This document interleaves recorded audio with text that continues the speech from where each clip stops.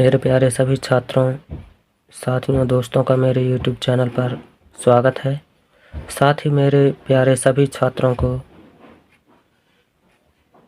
वार्षिक परीक्षा की हार्दिक शुभकामनाएं। वे सभी छात्र लगातार अच्छी मेहनत करें ताकि इस वार्षिक परीक्षा में उत्तीर्ण होकर अगली क्लास में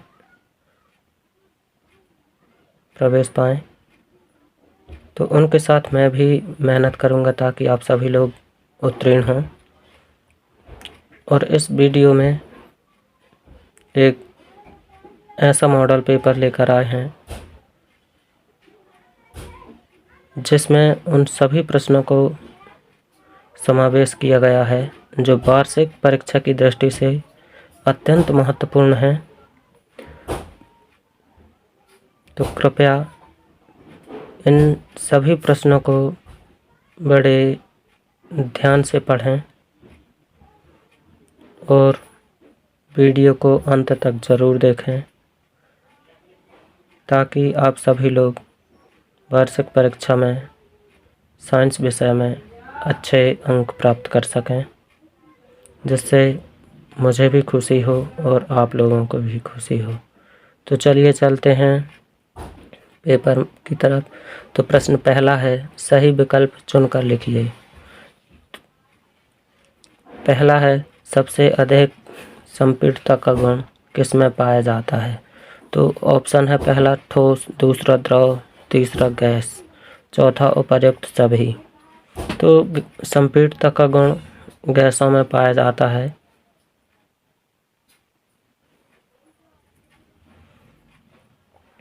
तो जो ऑप्शन होगा वह तीसरा होगा, गैस। चौथा एल्यूमिनियम क्लोराइड का सूत्र है तो Al2Cl, Al3Cl, तीसरा ऑप्शन Al2Cl2 और चौथा ऑप्शन है AlCl3। तो हमारा जो चौथा ऑप्शन बिल्कुल राइट ऑप्शन है। फिर है, कोशिका की खोज किसने की थी? या कोशिका की खोज की रॉबर्ट हुक ने, दूसरा रॉबर्ट ब्राउन ने, तीसरा टी स्वान ने और चौथा है नील्स बोर। तो कोशिका की जो खोज है, खोज का श्रेय रॉबर्ट हुक को जाता है। रॉबर्ट हुक ने कोशिका की खोज की थी। फिर है दूसरा, अगला प्रश्न चौथा, दाब का एसआई मात्रक है। तो दाब को मापा जाता है पास्कल में, दूसरा न्यूटन में, तीसरा मीटर में और चौथा किलोग्राम में। तो दाब का एसआई मात्रक है पास्कल, मतलब दाब को पास्कल के द्वारा मापा जाता है। प्रश्न पाँचवा है, ध्वनि की तीव्रता मापी जाती है डेसिबल में, दूसरा मीटर में, तीसरा किलोग्राम, चौथा ओडोमीटर में। तो जो ध्वनि की तीव्रता मापी जाती है वह डेसिबल में मापी जाती है। इसे डीबी भी कहते हैं, जो कि डेसिबल का संक्षिप्त रूप है। फिर है प्रश्न दूसरा, रिक्त स्थान भरिए। तो इसमें पहला है, ऐसी धातु जो कमरे के ताप पर द्रव अवस्था में पाई जाती है। तो पारा जो है एक ऐसी धातु है जो कि द्रव अवस्था में पाई जाते हैं के साथ साथ यह कमरे के ताप पर द्रव अवस्था में होती है। प्रश्न दूसरा है, पदार्थ का सूक्ष्मतम अविभाज्य कण है अणु या परमाणु? तो पदार्थ का सबसे सूक्ष्मतम कण परमाणु होता है और जीवन की मूलभूत इकाई है कोशिका और या ऊतक। तो कोशिका जो है हमारे जीवन की मूलभूत इकाई है। फिर खालिस्तान की कमी से घेंगा रोग हो जाता है। तो आयोडीन की कमी से घेंगा रोग होता है। पांचवा है, 1 किलो जूल में कितने जूल होते हैं? 1000, 2000। तो 1 किलोग्राम जूल में 1000 जूल होते हैं। फिर प्रश्न तीसरा, सही जोड़ी। तो इसमें है आत्महत्या की थैली, एवोगाड्रो संख्या, पत्तियों में भोजन का परिवहन, वर्मी कंपोस्ट और पांचवा है टिंडल प्रभाव। तो जो आत्महत्या की थैली है, लाइसोसोम को आत्महत्या की थैली के नाम से जाना जाता है। दूसरा है एवोगैड्रो संख्या। तो एवोगैड्रो संख्या 6.022 × 10⁻23 होती है। फिर पत्तियों में भोजन का परिवहन। तो पत्तियों में भोजन का परिवहन फ्लोएम के द्वारा किया जाता है। Vermi compost. तो वर्मी कंपोस्ट में केंचुआ सहायक होता है। और जो टिंडल प्रभाव है, टिंडल प्रभाव कोलाइडियल विलयन में प्रदर्शित होता है। तो आप सभी लोग सही जोड़ी लिखते समय जो हमारा प्रश्न होगा उसी के सामने हम सभी छात्रों को उत्तर लिखना है। तो सही जोड़ी और ये जो न्यू टाइप क्वेश्चन होते हैं उनको बड़ी सावधानी से करें ताकि आप सभी लोगों को अच्छे अंक में। फिर प्रश्न चौथा, सत्य और असत्य। तो गति का प्रथम नियम बल की परिभाषा व्यक्त करता है, तो ये सत्य है। दूसरा है कार्य करने की दर शक्ति कहलाती है, ये भी सत्य है। रेडियम की खोज हेनरी बैकरल ने की थी, ये असत्य है। चौथा, एनोड किरणें धनावेशित होती हैं, ये सत्य है। और धातुओं की परमाणुकता 1 मानी जाती है, जो कि सत्य है। प्रश्न 5वां, एक वाक्य में उत्तर दीजिए। तो स्थिर अनुपात का नियम प्रस्तुत किया था लेबोइजियर वैज्ञानिक ने। दूसरा है, एक गाड़ी का ओडोमीटर क्या मापता है। तो जो गाड़ी का ओडोमीटर होता है, जो कि जो गाड़ी का हेड होता है वो उसमें बाएं तरफ होता है, जहाँ पर हम गाड़ी की स्पीड देखते हैं, वही होता है ओडोमीटर। तो उसमें हम दूरी मापते हैं। हमारे शरीर में गति के लिए कौन सा ऊतक उत्तरदायी होता है। तो हमारे शरीर में गति करने के लिए पेशी ऊतक उत्तरदायी होता है। चौथा है, WHO का पूरा नाम क्या है। तो WHO का पूरा नाम वर्ल्ड हेल्थ ऑर्गेनाइजेशन है। फिर IUPAC का पूरा नाम तो international union of pure and applied chemistry. तो जितने भी हमने कक्षा में IUPAC नाम लिखवाए हैं उन और शॉर्ट फॉर्म लिखवाए हैं, उन सभी के फुल फॉर्म अच्छी तरह से याद करके लिखना सीख लेंगे। फिर है प्रश्न 6वां, कैनाल किरणों के गुण लिखना है। तो जो कैनाल किरणें होती हैं इन्हें एनोड किरणें भी कहते हैं, क्योंकि जो कैनाल किरणें हैं ये कैथोड से होकर एनोड से होकर कैथोड की ओर चलती हैं।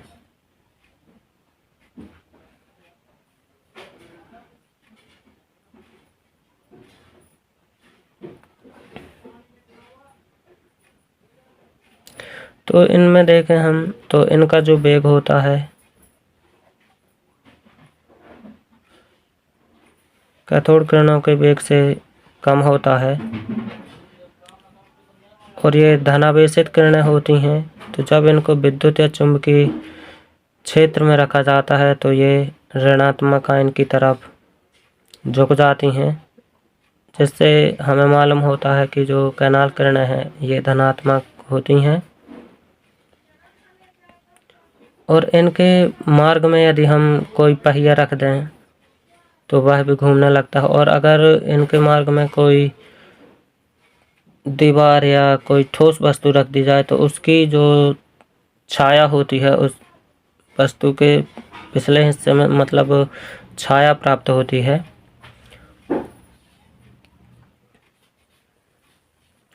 और ये जो कैनाल किरणें होती हैं ये पन्नी को भेद कर आर पार जा सकती हैं। अथवा त्वरण की परिभाषा लिखकर मात्रक बताइए। प्रश्न है अगला, तो त्वरण की परिभाषा, तो वेग में परिवर्तन की दर को हम त्वरण कहते हैं और त्वरण में वेग का मान हमेशा बढ़ता जाता है और इसका जो मात्रक होता है वह ms⁻² होता है।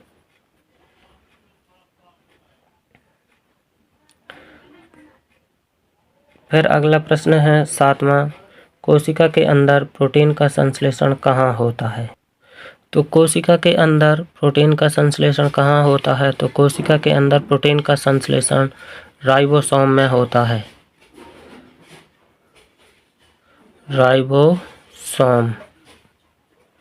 राइबोसोम में प्रोटीन का संश्लेषण होता है। अथवा द्रव्यमान संरक्षण का नियम क्या है? तो द्रव्यमान संरक्षण का नियम के अनुसार द्रव्यमान को ना तो उत्पन्न किया जा सकता है और ना ही द्रव्यमान को नष्ट किया जा सकता है। फिर है प्रश्न 8वां, ऊर्ध्वपातन की परिभाषा लिखकर उदाहरण देना है। तो ऊर्ध्वपातन में जो पदार्थ होते हैं जब उनको गर्म किया जाता है तो वे ठोस अवस्था से सीधे गैसीय अवस्था में पहुंच जाते हैं बिना द्रव अवस्था में बदले। उदाहरण Kapoor, ammonium chloride, anthracene, naphthalene. अथवा गलनांक की परिभाषा लिखिए। तो गलनांक जो होता है सबसे न्यूनतम या कम ताप होता है जिसमें ठोस पिघलकर द्रव अवस्था में बदल जाता है। जैसे बर्फ का गलनांक जो होता है 273 केल्विन होता है, 273.15 केल्विन होता है, जिसे हम 273 केल्विन पढ़ते हैं। तो जो बर्फ का गलनांक है वह 273 केल्विन है। फिर है प्रश्न नंबर 9, ग्रीन हाउस प्रभाव क्या है? तो ग्रीन हाउस प्रभाव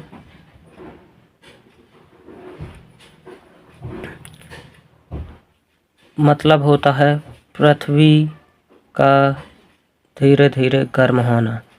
तो जब सूर्य से प्रकाश की अवरक्त प्रकाश किरणें धरातल पर पहुंचती हैं तो धरातल से परावर्तन के पश्चात वे वापस वायुमंडल में चली जाती हैं और वायुमंडल में पहुंचकर वायुमंडल को गर्म कर देती हैं, जिससे हम पृथ्वी पर गर्मी का अनुभव करते हैं और इसे ही ग्रीन हाउस प्रभाव कहते हैं। फिर है परासरण क्या है? या फिर अथवा प्रश्न है अथवा का प्रश्न है परासरण क्या है? तो इसमें जो पदार्थ होते हैं अधिक सांद्रता से कम सांद्रता की ओर विलायक का गमन या अधिक सांद्रता से कम सांद्रता की ओर विलायक का जाना परासरण कहलाता है। इसमें जो विलायक होता है अधिक सांद्रता से कम सांद्रता की ओर प्रवेश करता है। जैसे किशमिश, सूखी किशमिश को यदि हम पानी में डाल देते हैं तो जो पानी है वो पानी को पाकर जो किशमिश होती है वह फूल जाती है। फिर है प्रश्न 10वां, रदरफोर्ड का परमाणु मॉडल लिखिए। तो रदरफोर्ड का जो परमाणु मॉडल है रदरफोर्ड ने 1911 में दिया था और इसे अल्फा प्रकीर्णन मॉडल भी कहते हैं क्योंकि इन्होंने अपने प्रयोग में अल्फा कणों की बौछार की थी। तो इसके अनुसार जो परमाणु होता है परमाणु के केंद्र में एक गोलाकार पिंड होता है जिसे नाभिक कहते हैं और परमाणु का जो समस्त द्रव्यमान होता है वह नाभिक में ही पाया जाता है या नाभिक में निहित होता है। तो नाभिक का आकार परमाणु के आकार की तुलना में काफ़ी कम होता है। यह है परमाणु का रदरफोर्ड का परमाणु मॉडल। या अथवा का प्रश्न है आर्किमिडीज का सिद्धांत लिखिए। तो आर्किमिडीज का जो सिद्धांत है यह उत्प्लावक बल पर आधारित है। अर्थात जब हम कोई ठोस वस्तु को किसी तरल वस्तु में डुबाते हैं तो वस्तु पर ऊपर की ओर एक बल कार्य करता है जिसे उत्प्लावक बल कहते हैं। तो वस्तु का भार और वस्तु के द्वारा हटाए गए भार के बराबर होता है।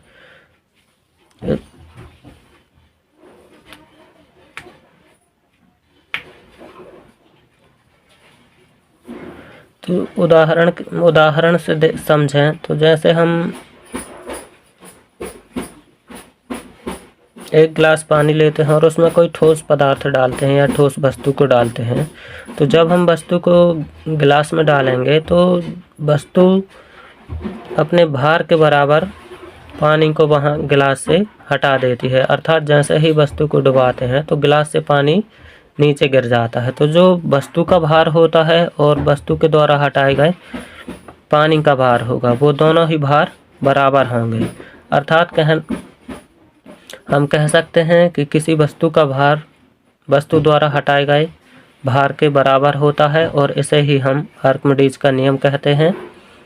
और जिस वस्तु का उत्प्लावक बल ज़्यादा होगा वह वस्तु पानी में तैरेगी, और जिस वस्तु का उत्प्लावक बल कम होगा अर्थात क्षेत्रफल, वह वस्तु पानी में डूब जाएगी।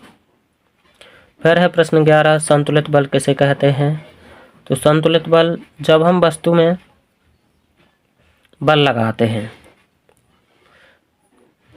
तो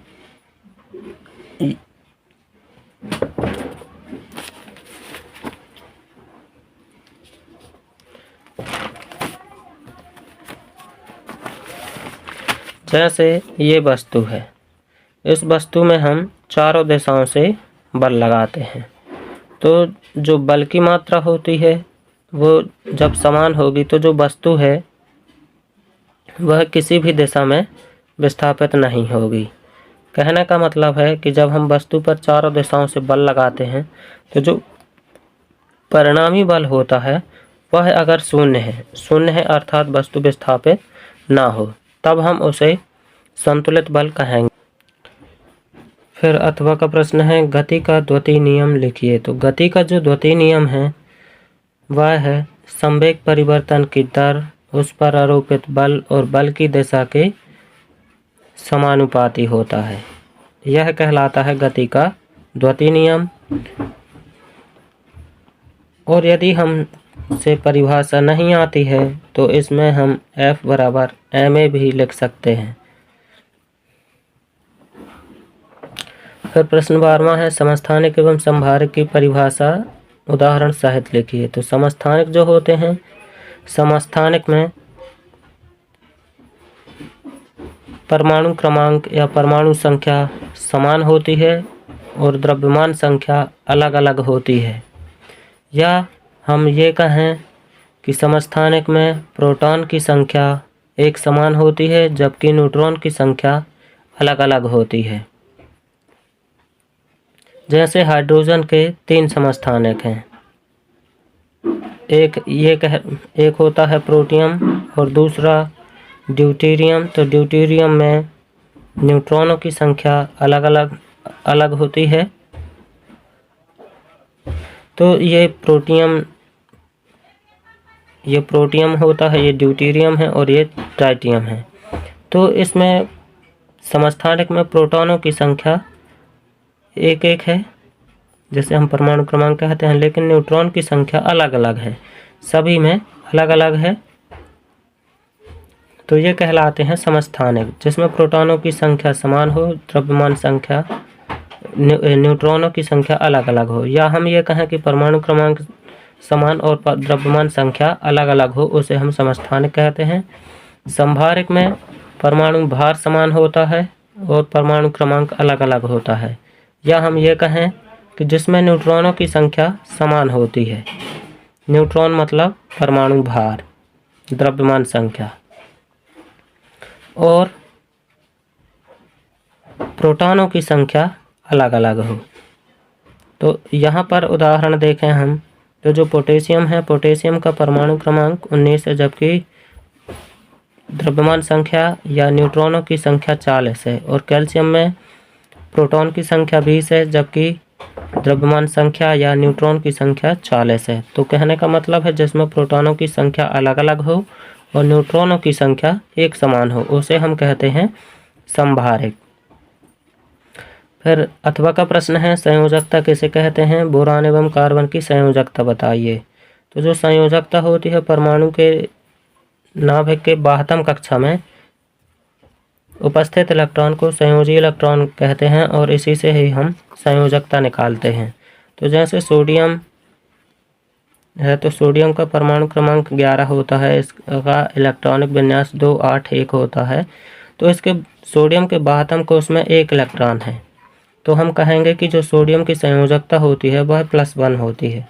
अब +1 क्योंकि ये जो सोडियम है यह स्वभाव से धातु है, इसी कारण धातुओं में धनात्मक आयन इलेक्ट्रॉन को त्याग करके धनायन बनाने का गुण होता है।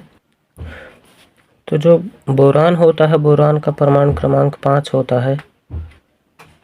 तो इसमें जो वितरण व्यवस्था होती है 2 और 3 होती है। तो इसमें बोरान के नाभिक में बाह्यतम कक्षा में 3 इलेक्ट्रॉन हैं, अर्थात जो संयोजकता होगी वह 3 होगी और यह स्वभाव से अधातु है, तो इसकी जो संयोजकता होगी वो -3 होगी।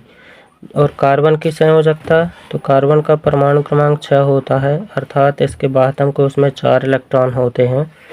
तो इस कारण से इसकी जो संयोजकता होगी वह 4 होगी, लेकिन यह अधातु है तो यह -4 होगी, लेकिन यह सहसंयोजी के कारण इसमें +- होती है।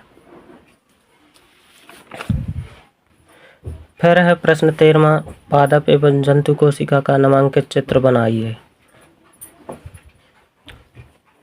तो सभी बच्चे लोग इन दोनों पादप और जंतु कोशिका का नामांकित चित्र बनाना सीख लेंगे। फिर है जड़त्व या अथवा प्रश्न 13वां, जड़त्व एवं बल की परिभाषा लिखिए। तो जो जड़त्व होता है यह वस्तु की गति अथवा विरामावस्था का विरोध करता है, जबकि जो बल होता है वस्तु की स्थिति अर्थात उसके आकार में परिवर्तन करता है। फिर है प्रश्न 14, गर्मियों में हमें सूती कपड़े क्यों पहनना चाहिए?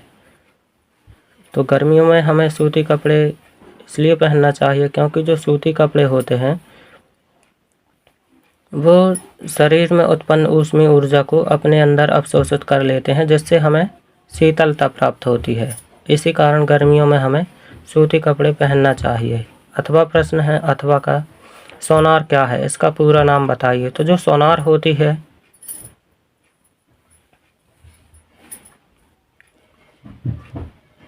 ऐसी ध्वनि तरंगें हैं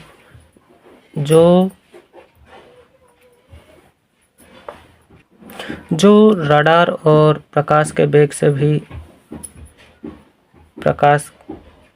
वेग से जल में इनका वेग बहुत तीव्र होता है और इसके द्वारा महासागरों की खोज, मानचित्र का निरूपण किया जाता है। और सोनार का जो फुल फॉर्म होता है, पूरा नाम, ये होता है साउंड नेविगेशन एंड रेंजिंग। फिर प्रश्न 15वां है, रंध्र क्या है, इसके कार्य लिखिए। तो जो रंध्र होते हैं यह पत्तियों की बाहरी सतह पर पाए जाते हैं, उसे हम रंध्र कहते हैं, या कहें कि पत्तियों की बाहरी सतह पर पाए जाने वाले छोटे छोटे छिद्रों को हम रंध्र कहते हैं। इसके कार्य देखें यदि हम, तो इसके कार्य गैसें होती हैं उनके आदान प्रदान में, बाष्पीकरण में, अथवा न्यूरॉन का नामांकित चित्र बनाइए। तो जो इसका भी चित्र बनाना आप सभी लोग अच्छे से सीख लेंगे।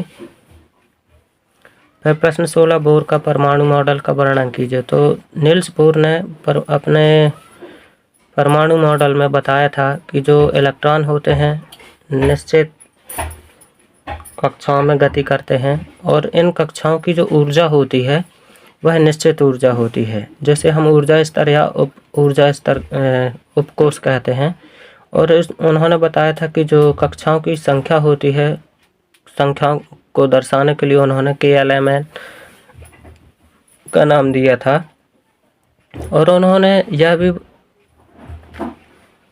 बताया था कि जो परमाणु होता है, परमाणु के केंद्र में एक गोला होता है, जैसे धनावेशित नाभिक कहते हैं।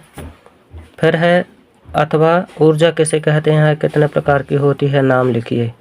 तो ऊर्जा जो है कार्य करने की क्षमता को उत्पन्न करती है, इसे हम ऊर्जा कहते हैं।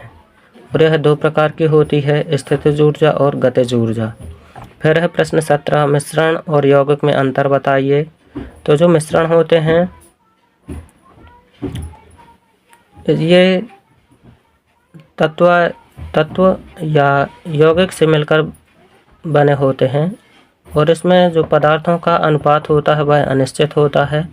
मिश्रण 2 प्रकार के होते हैं, समांगी मिश्रण और विषमांगी मिश्रण। जबकि जो यौगिक होते हैं इनमें 2 पदार्थ या 2 से अधिक पदार्थ एक निश्चित अनुपात में मिलकर जो पदार्थ बनाते हैं उसे हम यौगिक कहते हैं। और यौगिक जो होते हैं इसमें तत्वों का संगठन जो होता है एक जैसे होता है, निश्चित होता है। और ये 2 प्रकार के होते हैं, कार्बनिक यौगिक और अकार्बनिक यौगिक। अथवा का प्रश्न है, भौतिक एवं रासायनिक परिवर्तन में अंतर बताइए। तो जो भौतिक परिवर्तन होते हैं ये जब एक अवस्था से दूसरी अवस्था में जाते हैं तो इनके गुणों में किसी भी तरह का परिवर्तन नहीं होता। जबकि रासायनिक परिवर्तन में जब पदार्थ एक अवस्था से दूसरी अवस्था में जाता है तो इसके जो गुण होते हैं गुणों में परिवर्तन हो जाता है। जैसे दूध से दही में बनना, ये रासायनिक परिवर्तन है। और पानी का बर्फ में बदलना या बर्फ का जल में बदलना, ये भौतिक परिवर्तन है। फिर है प्रश्न 18वां, न्यूटन का गुरुत्वाकर्षण का नियम क्या है। तो यहाँ पर न्यूटन का गुरुत्वाकर्षण जो नियम है वह सार्वत्रिक गुरुत्वाकर्षण के लिए है। तो जब 2 पिंड एक दूसरे को आकर्षित करते हैं तो दोनों पिंडों के द्रव्यमान के गुणनफल के अनुक्रमानुपाती और उनके बीच की दूरी के वर्ग के व्युत्क्रमानुपाती होता है। ये कहलाता है न्यूटन का गुरुत्वाकर्षण नियम।